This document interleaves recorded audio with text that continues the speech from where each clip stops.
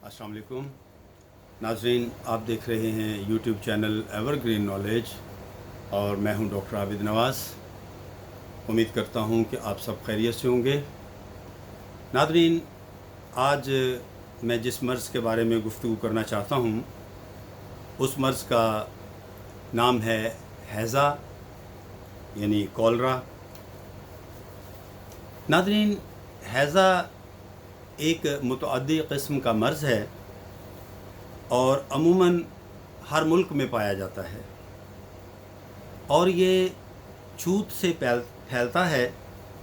छूत छात का ये मर्ज़ है और इस मर्ज़ में मरीज़ को दस्त आते हैं यानी पतले पाखाने और क़यें होती हैं यानी उल्टी आती है, उल्टियाँ आती हैं।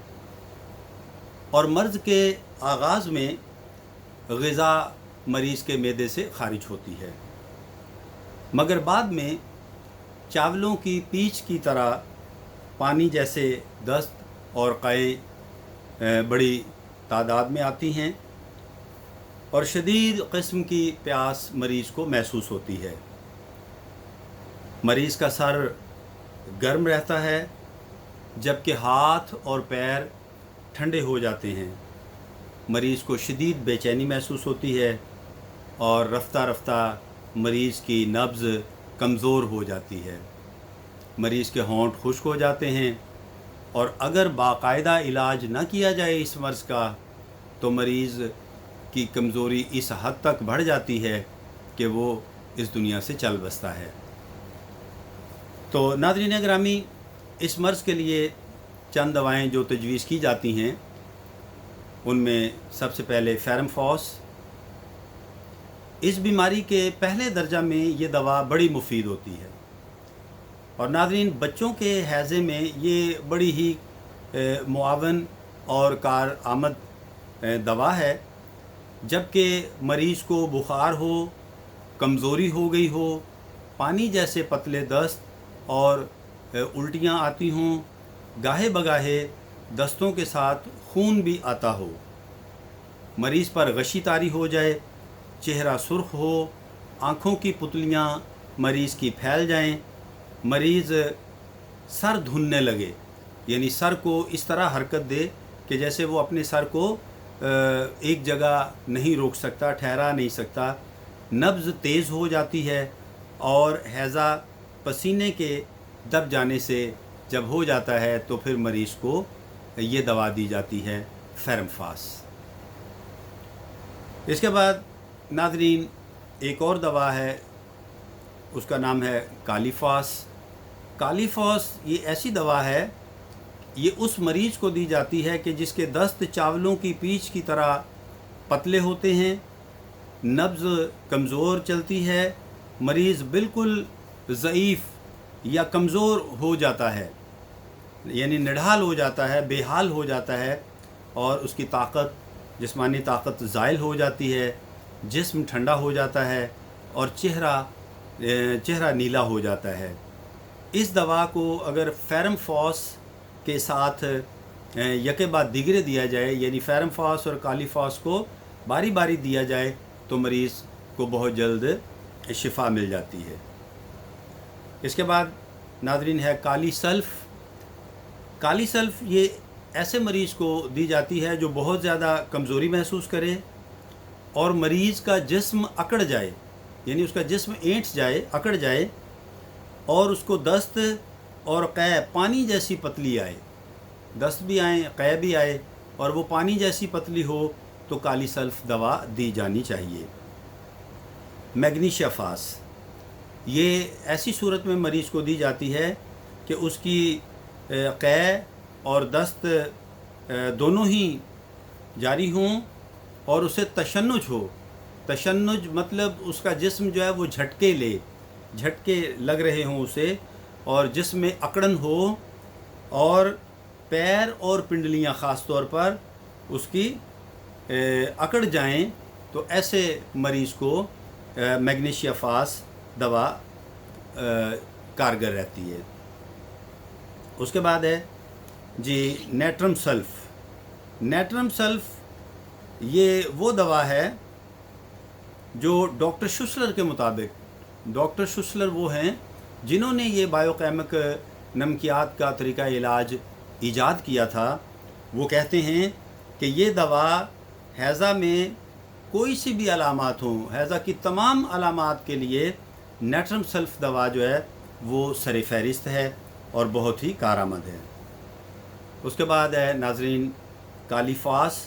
کالیفاس یہ ایسی دوا ہے جو خاص طور پر بچوں میں ہیضے کی علامات کے لیے کام آتی ہے، اور خنازیری مزاج کے بچوں کو سبزی مائل پانی کی طرح کے اگر بدبودار دست آتے ہوں اور اس میں غیر ہضم شدہ خوراک خارج ہوتی ہو اور بچہ بہت کمزور ہو جائے اور یہاں تک کہ بوڑھوں کی طرح نظر آئے تو اور اس کے علاوہ بچوں میں دانت نکالتے وقت، چھوٹے بچے جو نیو بورن بیبی ہوتے ہیں، کچھ مہینوں کی عمر میں جب وہ دانت نکالتے ہیں تو دانت نکالنے کے وقت جو ان کو دست آتے ہیں اور بعض اوقات الٹیاں بھی ان کو آتی ہیں، اس میں یہ دوا جو ہے ایسے بچوں کے لیے کلکری افاس بہت ہی مفید دوا ہے۔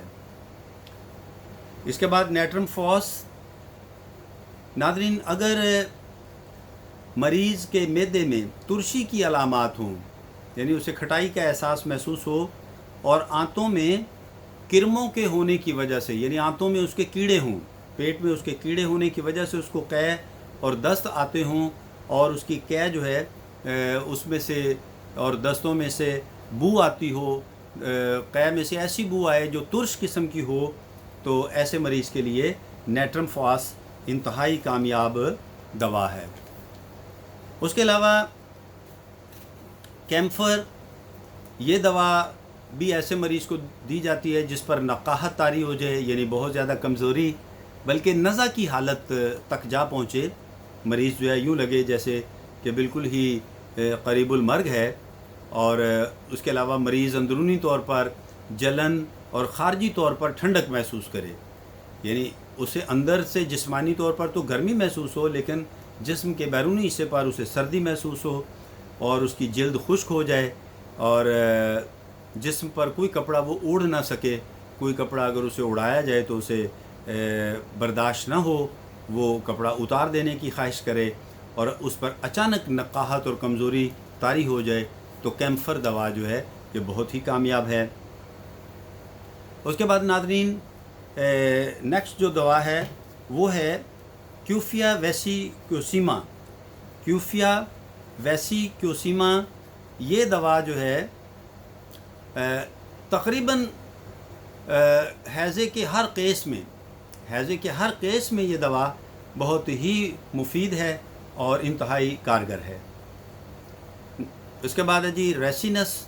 ریسینس دوا ایسی دوا ہے جو ایسے مریض کو دی جاتی ہے جس کو بہت زیادہ دست جو ہیں وہ آئیں، یعنی بہت زیادہ اس کو پاخانے لگ جائیں اور اندیشہ ہو کہ مریض کے جسم سے پانی کی کمی ہو جائے گی، تو ایسے مریض کو ریسینس میڈیسن جو ہے وہ دینی چاہیے۔ اور اس کے بعد ایک اور میڈیسن ہے ٹرائیکوسینتھس۔ ٹرائیکوسینتھس میڈیسن جو ہے یہ بھی اس مرض کے ہر درجہ کے لیے بہت ہی مفید اور بہت ہی خاص دوا ہے۔ تو ناظرین یہ تو چند دوائیں تھیں ہیضہ کے مرض کے لیے، کولرا کے لیے۔ اب ہم اس مرض میں جو مبتلا مریض ہے اس کے لیے چند ہدایات بتائیں گے تاکہ وہ ان دواؤں کے استعمال کے بعد جلد صحتیاب ہو سکے۔ تو ہیضہ کے مریض کے تمام کپڑے جو ہیں وہ دھوپ میں خشک کرنے چاہیے یا پھر انہیں کھولتے ہوئے گرم پانی میں ڈال کر انہیں جراثیم سے پاک کرنا چاہیے۔ قے اور دستوں کے مواد کو کسی جگہ پھینک کر اوپر اس کے چونا ڈال دینا چاہیے، اسے ضائع کرنا چاہیے تاکہ جراثیم نہ پھیلے ماحول میں، اور کمرے کے اندر ہوا اور دھوپ آنی چاہیے، یعنی مریض کا کمرہ ہوادار اور دھوپ والا ہونا چاہیے۔ جسم اگر مریض کا ٹھنڈا ہو جائے تو اسے کمبل اڑانا چاہیے، اور اگر گرم پانی سے اتنا گرم ہو جو قابل برداشت ہو، گرم پانی سے بھری ہوئی بوتلیں جسم کے ساتھ رکھ دی جائیں تو اور بھی مناسب ہے۔ اور بیماری میں کوئی ایسی غذا نہ دیں جو مقوی ہو، یعنی ثقیل ہو اور جلد ہضم نہ ہوتی ہو، تو ایسی کوئی غذا نہیں دینی چاہیے۔ آرام آنے پر اگر ہاں البتہ مریض جب سے تھوڑا صحت محسوس کرے تو اسے ایک ایک گھونٹ کر کے بکرے کے گوشت کی یخنی جو ہے وہ دی جائے، یہ مناسب ہے، اور زود ہضم غذا اس کو دی جائے، اور پھر آہستہ آہستہ بتدریج مریض کی غذا کو بڑھانا چاہیے تاکہ مریض جلد صحت یاب ہو جائے۔ تو ناظرین، یہ تھا ہمارا آج کا لیکچر ہیضہ کے مرض کے بارے میں، اس کی علامات کے بارے میں، اور اس کی دوائیں، اور اس کے بارے میں چند ہدایات۔ تو لیکن ہمارا مشورہ ہمیشہ یہی ہوتا ہے کہ زیادہ بہتر اور زیادہ جلد شفا یاب ہونے کے لیے بہتر ہوتا ہے کہ مریض اپنے معالج سے رابطہ کرے۔ تو ناظرین، امید ہے کہ آپ کو ہماری یہ باتیں، ہمارا یہ لیکچر آج کا پسند آیا ہوگا، اور آپ ہمارے اس چینل کو لائک، شیئر اور سبسکرائب بھی کریں گے۔ تو ناظرین، ہم آئندہ ویڈیو تک کے لیے اجازت چاہتے ہیں۔ حیات و صحت رہی تو انشاءاللہ اسی طرح کی اچھی ویڈیوز ہم آپ کی زندگی میں شامل کرتے رہیں گے۔ اپنی دعاؤں میں یاد رکھیے گا۔ اللہ ہم سب کا حامی و ناصر ہو۔ اپنا بہت خیال رکھیے گا۔ فی امان اللہ۔